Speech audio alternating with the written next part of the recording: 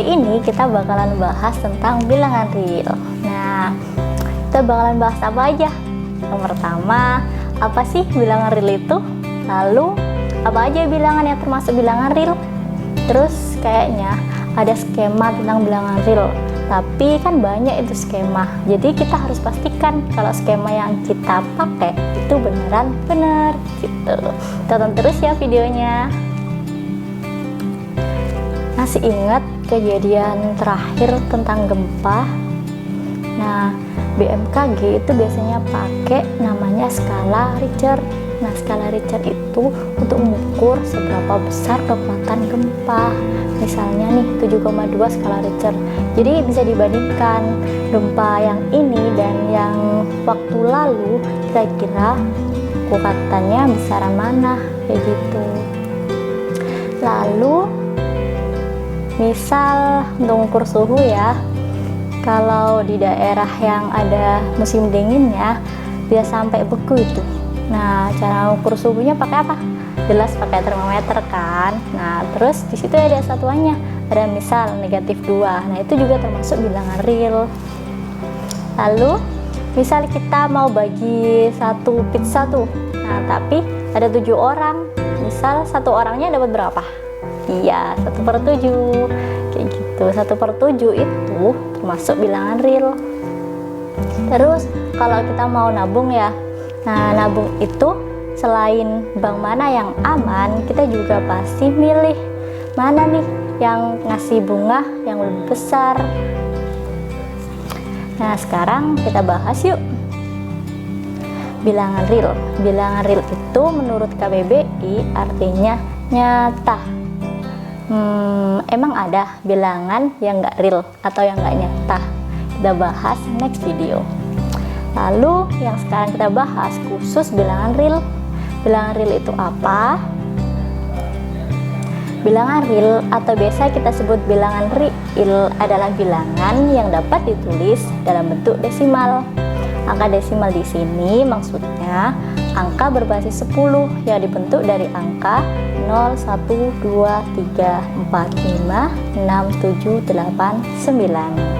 Nah, biasanya bilangan real ini dinotasikan dengan lambang R. Lalu contoh-contohnya bilangan real, misal ini. Nah, bilangan real ini berasal dari bahasa Inggris real, yang berarti nyata. Kenapa?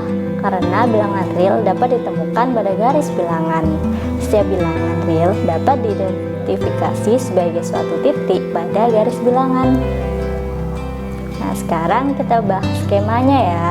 Setelah bahas skema ini, nanti kalian harus tahu cara membedakan mana yang skema yang benar, mana yang enggak. Dari yang paling atas ada bilangan kompleks. Nah, bilangan kompleks itu terbagi atas bilangan real dan bilangan imajiner. Jadi susunan bilangan kompleks itu ada bilangan real, ada bagian yang realnya, ada bagian yang imajinernya. Nah, untuk bahas bilangan kompleks dan bilangan imajiner, kita bahas di next video ya. Kita sekarang khusus bilangan real. Nah, bilangan real itu dibagi dua, bilangan rasional dan irasional. Untuk bilangan rasional sendiri, bilangan yang dapat dinyatakan dengan A per B. A dan B merupakan bilangan bulat dan B tidak sama dengan 0. Nah, bilangan irasional adalah bilangan real yang tidak bisa dibagi atau hasil baginya tidak pernah berhenti. Contohnya kayak pi, nilainya kan 3,14, 15, 92, 6 dan seterusnya. Itu nggak berhenti loh ya. Terus akar 2 dan bilangan E atau bilangan natural. Lalu bilangan rasional sendiri dibagi menjadi bilangan bulat dan bilangan pecahan.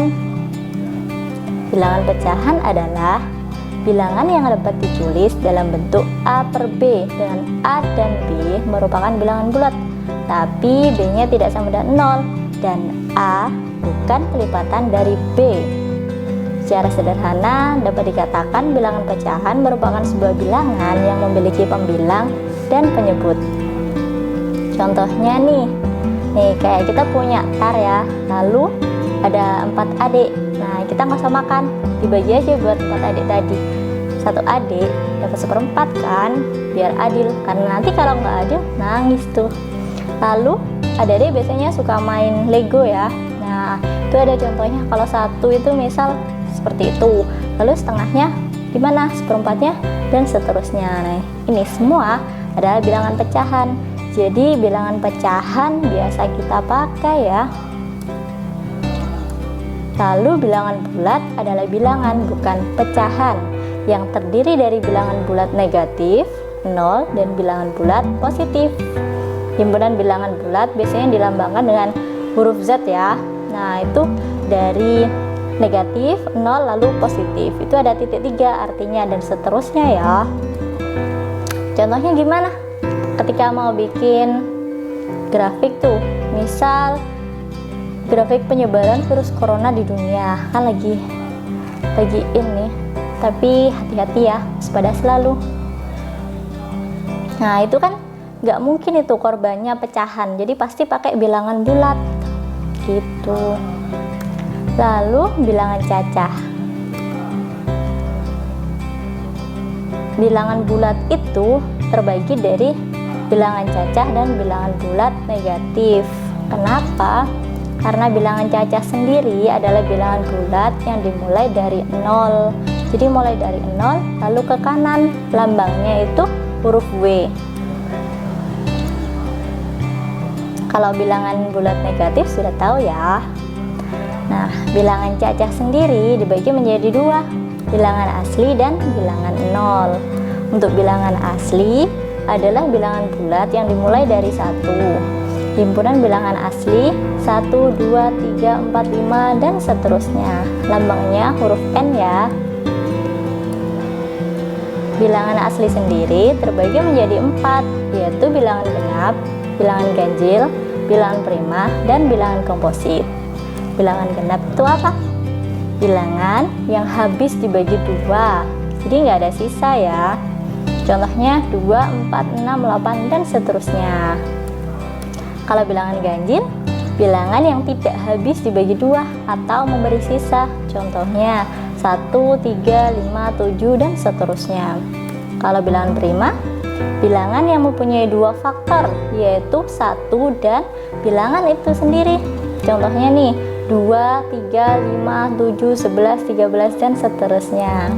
Kalau bilangan komposit, bilangan asli yang bukan bilangan prima dan bukan 1. Contohnya 4, 6, 8, 9, 10, dan seterusnya. Begitu skemanya. Kira-kira ada yang belum dipahami atau mungkin ada pertanyaan? Silahkan komen ya. Semoga bermanfaat.